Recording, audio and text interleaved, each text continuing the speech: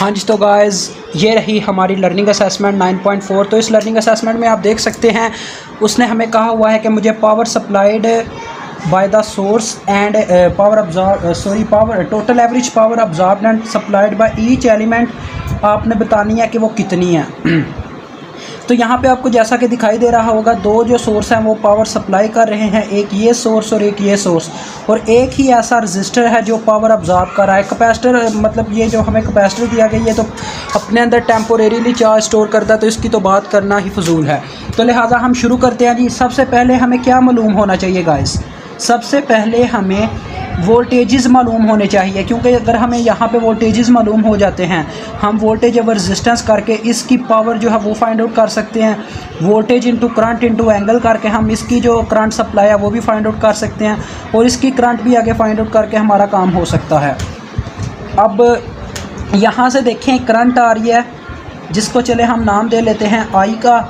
ये जो करंट है ये आई के बराबर है और दो हिस्सों में आगे डिवाइड हो रही है। एक का नाम है I1, एक का नाम है I2।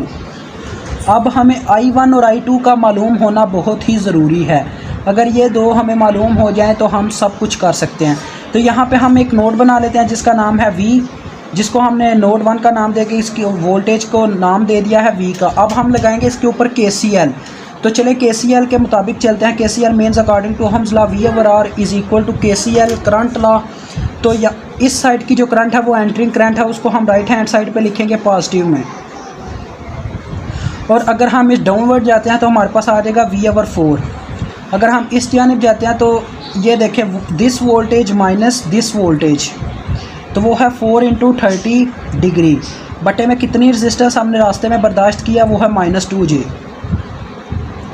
अब हमने बटा ख़त्म करना है जी। बटे में हमारे पास मतलब कह लें कि बटे का हमें अगर एलसीएम लेना पड़े तो हमारा एलसीएम क्या आएगा? हमारा एलसीएम आएगा -4J, क्योंकि अगर हम इन दोनों का एलसीएम लेते हैं तो ये बन जाएगा हमारे पास -4J। आपने -4J से पूरी इक्वेशन को ज़रब दे देनी है, इस पूरी इक्वेशन को। तो हमने -4J से जी ज़रब देनी शुरू की। तो यहाँ पे जब हमने -4J से ज़रब दी तो हमारे पास क्या रह गया जी? -4J से अगर हम इसको ज़रब देते हैं 4 से कैंसिल हो जाएगा, J इसके साथ मल्टीप्लाई हो जाएगा, -J आ गया, -J वोल्ट प्लस। अब यहाँ पे प्लस आएगा, इसके साथ अगर -4J मल्टीप्लाई होता है तो माइनस के साथ कैंसिल हो गया, J के साथ कैंसिल हो गया, 2 1s are 2 2s are।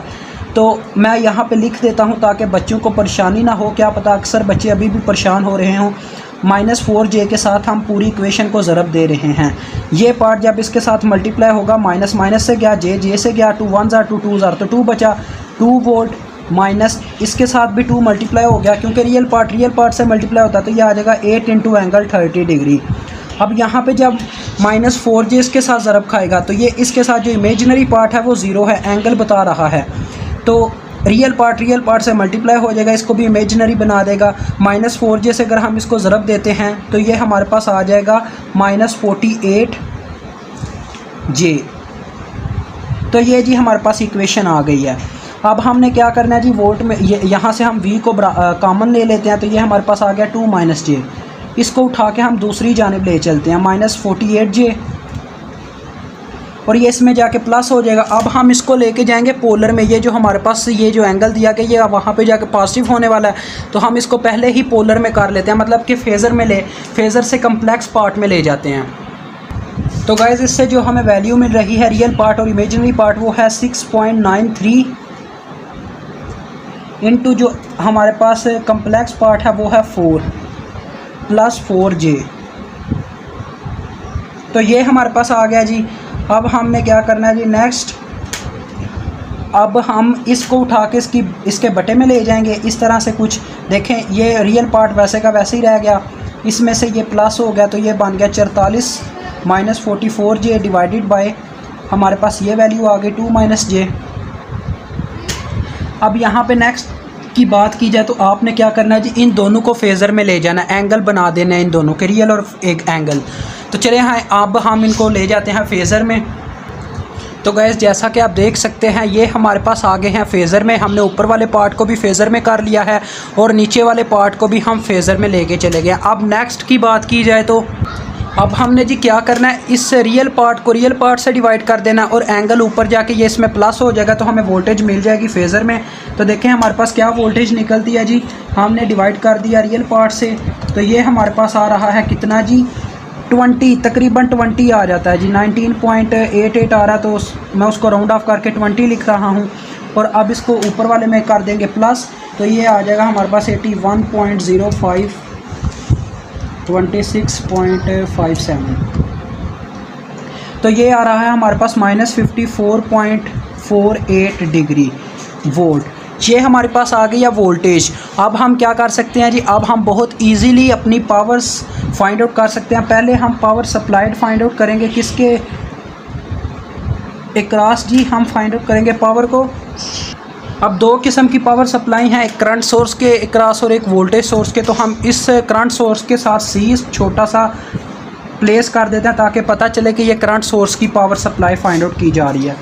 तो देखें 1/2 average VM IM into cos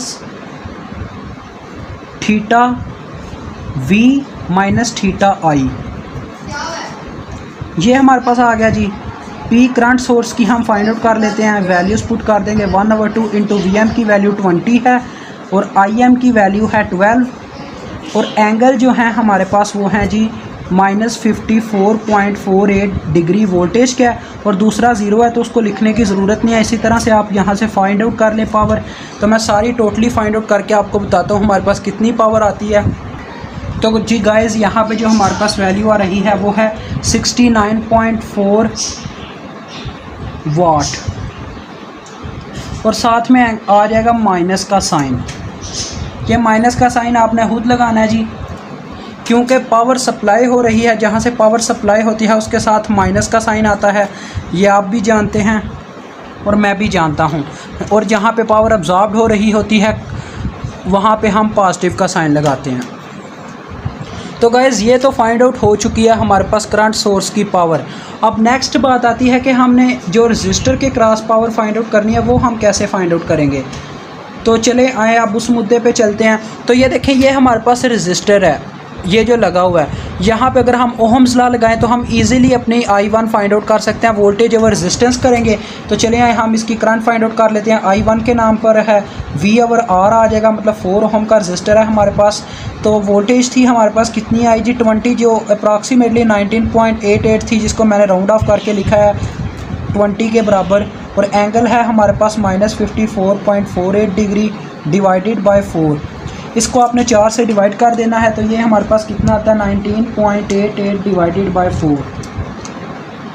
तो गाइज़ ये आ रहा है हमारे पास 4.97 इंटू -54.48 डिग्री। एंगल को कोई फ़र्क नहीं पड़ेगा, सिर्फ इस रियल पार्ट को फ़र्क पड़ेगा। अब हम इसके क्रॉस भी पावर अब्जॉर्ब फाइंड आउट कर लेंगे। Power into 4 ohm into absorb हम लिखेंगे। तो गाइज़ ये लिखने के बाद अब हम फार्मूला लगा देंगे। अब हमारे पास इसकी करंट मौजूद है तो हम फार्मूला लगाते हैं 1/2 into IM square R। 1/2 IM इसकी कितनी है जी 4.97, इसका स्क्वायर आ जाएगा इंटू रेजिस्टेंस आ जाएगी जो कि 4 के बराबर है। तो अब हम इसको भी कर लेते हैं हल। तो ये हमारे पास आ रही है जी 49.6 वाट। इसके बाद जी अब हमारा काम बनता है, हमें I2 को फाइंड आउट करना है। I2 को तो गाइज़ अभी हमें I2 को फाइंड आउट करना है। तो I2 हम कैसे फाइंड आउट कर सकते हैं। देखिए टोटल करंट इतनी थी, इसमें से इतनी जो है यहाँ पे ज़ाया हो गई, अब थोड़ी आगे जाएगी। तो उसमें अगर हम टोटल में से इसको माइनस कर दें तो हमें I2 मिल जाएगी। तो चलें गाइज़ अब हम अपनी करंट को फाइंड आउट कर लेते हैं। देखें अब हम I2 निकालेंगे। I2 किस तरीके से आएगी, टोटल में से हम जो हमारी ज़ाया हो गई है करंट उसको माइनस कर देंगे। तो ये जो हमारे पास टोटल करंट थी वो थी 12 इंटू एंगल 0 डिग्री, और जो हमारी ज़ाया हुई है वो हमारे पास निकली थी ये वाली करंट 4.97 इंटू एंगल आया था हमारे पास जी -54.48 डिग्री। तो इसको सॉल्व करने का एक ही तरीका है, आपने क्या करना है जी, आपने इसको पहले लेके जाना है रेक्टेंगुलर में, यानी कि इसको लेके जाना है इमेजिनरी पार्ट में, फिर उससे दोबारा फेज़र में आ जाना है प्लस माइनस करने के बाद। तो चले आए हम यही असूल अपनाते हैं।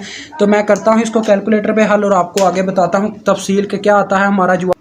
तो गाइज़ ये देख सकते हैं मैंने सारी कैलकुलेशन कर रही है, यहाँ पे मैंने वीडियो ऑफ की थी। अब ये देखें मैंने क्या किया जी, मैंने इस पार्ट को दोबारा से, ये 12 के साथ 0 डिग्री एंगल है, यानी इसका इमेजिनरी पार्ट 0 है, तो ये सिर्फ रियल पार्ट 12 है, तो ये मैंने लिख दिया। उसके बाद ये माइनस हो रहे थे, इसको भी मैं इमेजिनरी और रियल पार्ट में ले गया, ये हमारे पास आए हैं, इसके साइन चेंज हो गए हैं, तो इनको प्लस करने के बाद रियल पार्ट में से ये पार्ट माइनस हो गया है, तो ये हमारे पास आ गया है। इसको हम ले गए हैं फेज़र में दोबारा से, तो अब ये हमारे पास I2 आ गई है। अब हम क्या करेंगे, पावर अक्रॉस टू